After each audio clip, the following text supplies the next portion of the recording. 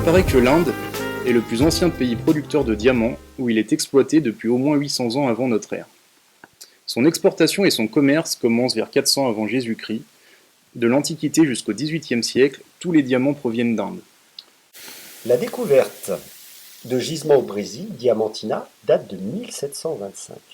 Une ruée s'ensuit de 1727 à 1771. Ces diamants affluent en Europe durant plus d'un siècle, mais l'exploitation importante du site entraîne une chute des approvisionnements au milieu du XIXe siècle. Les prix vont ainsi tripler de 1830 à 1869. Même si la demande demeure, d'autres gemmes moins chères vont être préférées. En 1866, en Afrique du Sud, le jeune Erasmus Jacobs rapporte à sa sœur de belles pierres du fleuve Orange pour jouer aux billes. Une des pierres est un éclat étincelant.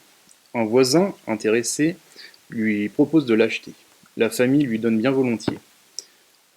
La pierre est en fait un diamant de plus de 20 carats, qui sera par la suite baptisé Eureka. Il s'agit du premier diamant trouvé en Afrique. En mai 1871, une rumeur colporte la découverte de diamants dans la ferme des De Beers. Et alors commence une véritable chasse aux diamants. À la fin du XIXe, l'exploitation des gisements d'Afrique du Sud livre sur le marché une production considérable.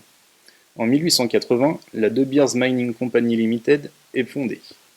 Longtemps, seul propriétaire de la totalité des mines existant dans le monde, essentiellement en Afrique du Sud, De Beers rachète les diamants extraits par d'autres sociétés, au fur et à mesure de la redécouverte de nouveaux gisements, en Angola, au Sierra Leone, au Congo, puis en Russie. Aujourd'hui, la société, qui avait jusque dans les années 2000 un quasi-monopole, se partage le marché avec d'autres acteurs.